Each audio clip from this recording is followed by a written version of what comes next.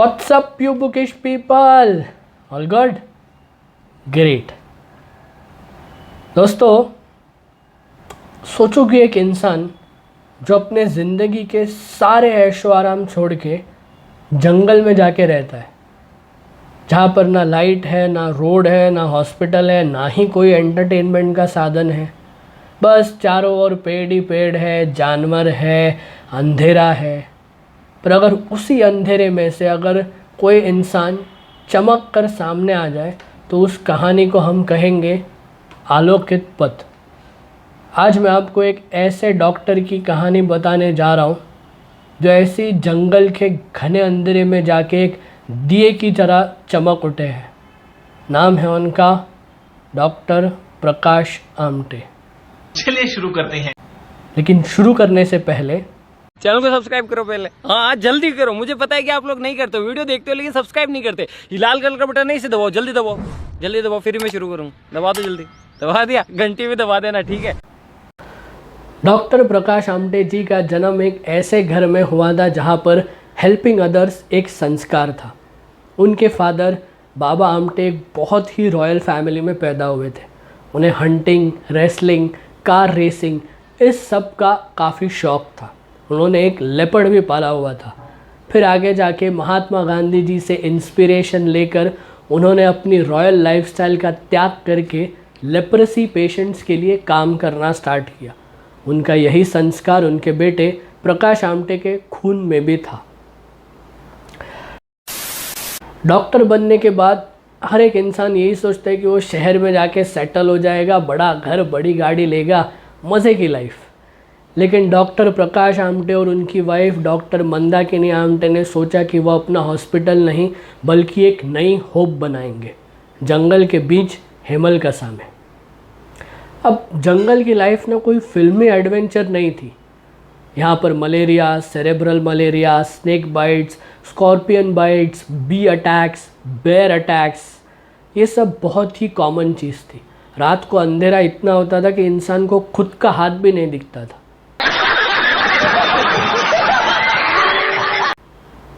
बच्चे अगर पेड़ से गिर जाए, उनकी हड्डियां टूट जाए या अगर वो बीमार पड़ जाए तो आदिवासी लोग उन्हें एक्सीडेंट नहीं बल्कि भगवान का प्रकोप समझते थे। आदिवासी लोग मादिया गोंड कम्युनिटी के थे। उनके साथ कम्युनिकेट करना थोड़ा मुश्किल था। एक तो लैंग्वेज बैरियर तो था ही, दूसरा वो लोग इशारे में भी समझ नहीं पाते थे। लेकिन प्रकाश आमटे जी ने हार नहीं मानी। उन्होंने अपने काम के थ्रू ये प्रूव कर दिया और उन आदिवासियों का भरोसा जीत लिया। प्रकाश आमटे जी कोई स्पेशलाइज्ड डॉक्टर नहीं थे और ना ही उनकी प्रैक्टिस हुई थी, लेकिन सिर्फ और सिर्फ थियोरेटिकल नॉलेज के बेसिस पे और अपने वाइफ के साथ डिस्कशन करके उन्होंने सर्जरीज करना स्टार्ट किया। वो आई चेकअप करते थे, इसीलिए उन्होंने कैटरैक्ट ऑपरेशंस किए, ऑर्थोपेडिकल सर्जरीज की, गायनेकोलॉजिकल सर्जरीज की। और फिर उन्होंने रियलाइज़ किया कि अगर आपने बेसिक मेडिसिन पढ़ लिया है ना तो आप कोई भी प्रॉब्लम सॉल्व कर सकते हो। और ये उन्होंने अपने काम के थ्रू प्रूव करके दिखाया। उनके लिए सबसे बड़ा चैलेंज था आदिवासियों के लिए मेडिसिन की अवेलेबिलिटी करवा के देना। लेकिन फिर भी उन्होंने किसी को भी बिना इलाज के वापस नहीं भेजा। सब कुछ फ्री था। आपका हेल्थ चेकअप, आपकी सर्जरीज, आपकी दवाइयाँ, सब फ्री। सिर्फ वो लोग इंजेक्शन के 2 रुपये चार्ज करते थे। सोचिए, रोटरी क्लब ऑफ अमेरिका और इंडिया ने उन्हें $16,000 का ग्रांट दिया था, उनके काम के प्रति उनकी डेडिकेशन को ध्यान में रखते हुए। डॉक्टर प्रकाश आमटे जी साल में एक बार ना जंगल में सर्जरी का कैंप आयोजित करते थे, जहाँ पर शहर से स्पेशलाइज्ड डॉक्टर्स जंगल में ऑल द वे 350 किलोमीटर्स शहर से ट्रैवल करके आते थे खास सर्जरी करने के लिए। क्योंकि लैक ऑफ इक्विपमेंट्स के वजह से प्रकाश आमटे जी और उनकी वाइफ हर तरह की सर्जरीज परफॉर्म नहीं कर पाते थे। इसीलिए अब जो ये डॉक्टर्स शहर से ट्रैवल करके आते थे वो फ्री ऑफ कॉस्ट में सर्जरीज करते थे। मतलब सोचिए, प्रकाश आमटे जी और उनकी वाइफ के सपने में कितनी इंसानियत थी। उन्होंने वहाँ पर हॉस्पिटल तो बनाया ही, लेकिन जंगल में रहने के कारण वो और भी चीज़ें सीख गए, जैसे कि ट्रांजिस्टर रिपेयर करना, जीप ट्रैक्टर रिपेयर करना। उन्होंने पहले ही कहा था कि मुझे डॉक्टरी के अलावा और कुछ नहीं आता, लेकिन सोच ये थी कि भाई अपना काम नहीं रुकना चाहिए, तो चलो ये करके देखते हैं या वो करके देखते हैं, ये मशीन खोल के देखते हैं। ऐसे करते करते वो सारे काम सीख गए। फिर आगे जाके उन्होंने आदिवासी बच्चियों के लिए एक स्कूल स्टार्ट किया। आज उस स्कूल से पास आउट होने वाले कई सारे बच्चे कोई डॉक्टर, इंजीनियर या टीचर बन के फिर से उसी स्कूल में पढ़ा भी रहा है। फिर आगे जाके उन्होंने उन आदिवासियों को खेती करना सिखाया। ये एक थोड़ा चैलेंजिंग टास्क था, क्योंकि उनकी सोच ऐसी थी कि धरती हमारी माँ है, उस पर हल चलाना तो पाप है। पर फिर उन्हें समझाया गया कि हाँ भाई, धरती हमारी माँ ज़रूर है, पर उसे भी तो देखभाल चाहिए, उसे भी तो पानी डालना है, और उस पर हल चलाना, उसे दुख देना नहीं, उसका जतन करना है। फिर आगे जाके उन्होंने खेती करनी स्टार्ट की, अनाज बेच के पैसे कमाए, और धीरे धीरे उनकी लाइफ में रोशनी आती गई। शिकार पूरी तरह बंद नहीं हुआ, लेकिन कम ज़रूर हो गया। प्रकाश आमटे जी के दो बड़े मोटिव्स थे उन्हें खेती करना सिखाने के पीछे। एक मोटिव ये था कि उन्हें जब चाहे, जितना चाहे उतना खाना मिल सके। दूसरा, जानवरों की हत्या ख़त्म हो जाए।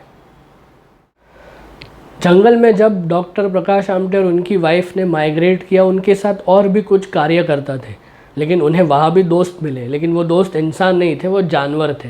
उन्होंने वहाँ पर कुत्ता, बंदर, सांप, गिलहरी, लकड़बग्गा, मगर, मोर और एक लेपर्ड भी पाला था, जिसका नाम उन्होंने नेगल रखा था। वो एक ऐसे सोशल वर्कर थे जिन्होंने एक एनिमल ऑर्फनेज बनाया।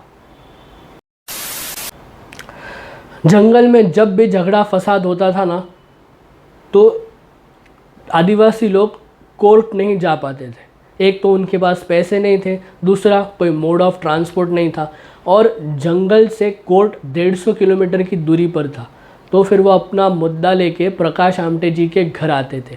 फिर प्रकाश आमटे जी जो भी फैसला सुनाते वो दोनों पार्टी को मंजूर होता था। उनके इस न्याय करने के तरीके को आगे चल के लोगों ने लोक अदालत ये नाम दिया।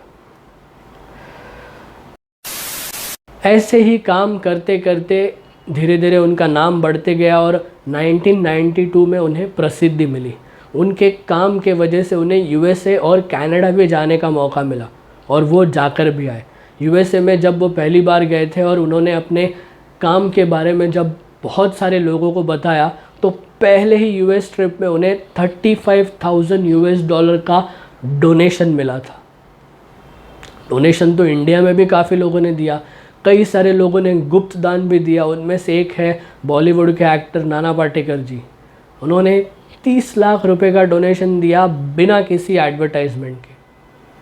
प्रकाश आमटे जी के ऐसे ही नेक काम के वजह से उन्हें कई सारे अवार्ड्स भी मिले हैं, जिनमें से एक है Raman Magsaysay award.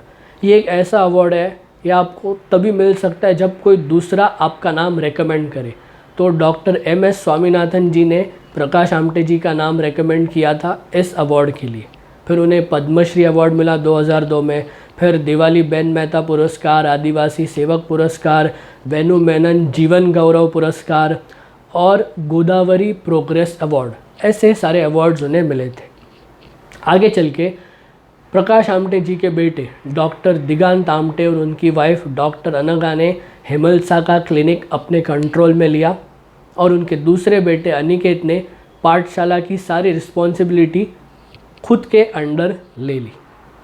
Doctor Prakash Amte और उनकी वाइफ जंगल में जाकर रहने लगे थे, ताकि वो आदिवासियों की मदद कर सके, उन पे उपचार कर सके, और जैसे भी मदद बन पड़े वो कर सके। इसीलिए कुछ लोगों ने उन्हें वनवासी राम सीता की भी उपमा दी है। उनका मोटिव सिर्फ एक ही था कि वो उन आदिवासियों को मुख्य धारा में लाना चाहते थे, उन्हें सोचने, जीने और सपने देखने का हक देना चाहते थे।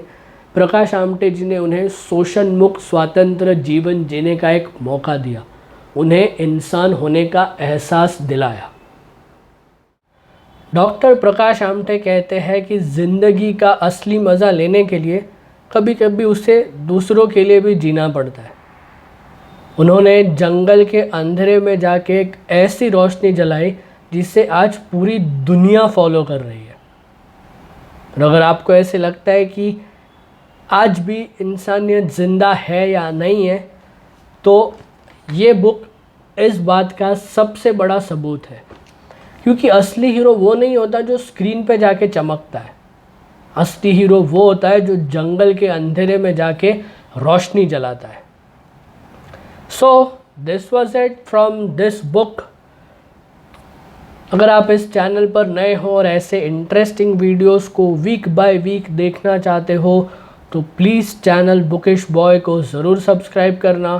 और अगर आप पुराने हो तो you know the drill, like share and comment. मिलता हूँ आपसे अगले व्लॉग में एक और धमाकेदार बुक के साथ। Until then stay happy, stay cool, keep reading and I will see you in the next chapter. Signing out, Tejas Lad.